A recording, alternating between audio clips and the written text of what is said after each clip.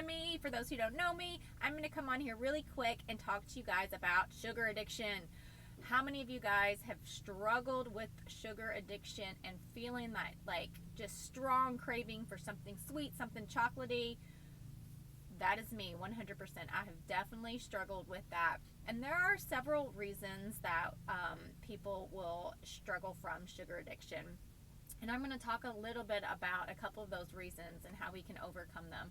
First of all, I want to give you an alarming statistic that our kids consume 32 teaspoons of sugar a day. Guys, that is way too much. And I'm not talking about like us giving them candy, but those sugars are hidden in foods that we think are healthy, we think are good for our kids, and they're not. Like, they are just loaded with sugar. For example, yogurt. How many of you give your kids yogurt and think, oh, it's healthy, yogurt's healthy, right? But have you ever looked at the label to see how much sugar is in that? Most of them, especially the ones that are made for kids, contain so much sugar. And when you're buying yogurt, it should not contain more than 8 grams of sugar in your yogurt. So we're getting, 32 teaspoons of sugar for our kids. And then we wonder why like they're hyper and stuff. Another thing that sugar is often hidden in is like pasta sauce. I mean, how many kids love pasta? I love pasta and pasta sauce. And we pour it on our kids' spaghetti, right? Have you ever looked at the label on the back of your spaghetti sauce? Loaded with sugar. Most of them are loaded with sugar. And let me see, another example, like protein bars is another big one that you think that you're giving your kids or yourself, not just your kids, something healthy, a protein bar, right? But it can be loaded with sugar if you're not buying the correct one. So it is so important for you guys to start reading the labels on the back of the foods that you're eating and that you're giving to your kids, because we are not supposed to be consuming that much sugar. And so that's the problem. Like, we're getting all this sugar in foods that we think are healthy.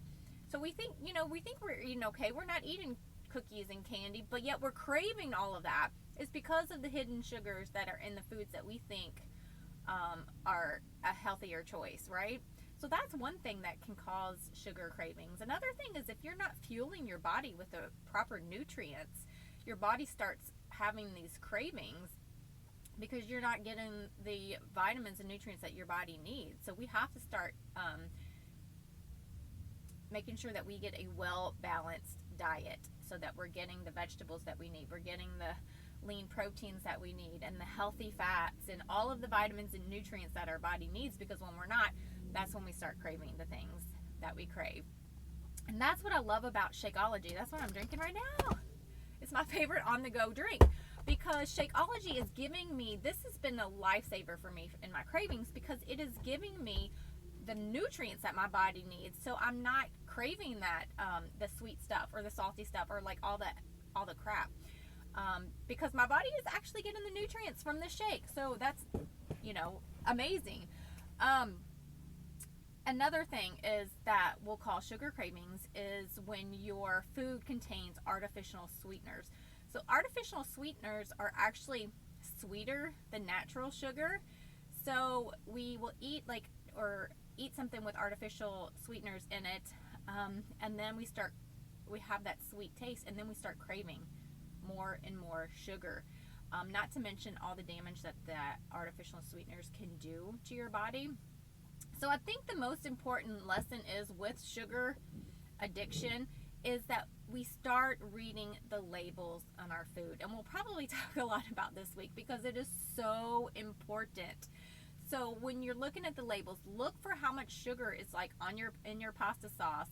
Another great example is that we tend to give our kids orange juice because we think it's healthy, right? Orange juice has, I think I wrote it down, 34 grams of sugar in orange juice. A Coke has 39 grams of sugar in it. So it's almost like you might as well be giving your child a Coke. Instead, sub it out for an actual orange, because you're getting sugar, but you're getting the natural sugars and you're getting the fiber that your kid needs, that we need, all of us need. So that would be such a better choice to have. Give them an orange versus an orange juice. Just another thing we don't think about, all that added sugar in there. So I need you guys to really hone in on looking at your labels. So your homework for today is to go through your pantry and start pulling out things like your pasta sauce, like your yogurts, like your protein bars or granola bars or whatever that you give your kids, and start looking at the labels and start paying close attention to what is in them.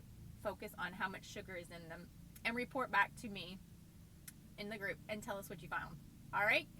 I hope this was somewhat helpful, and I will talk to you soon.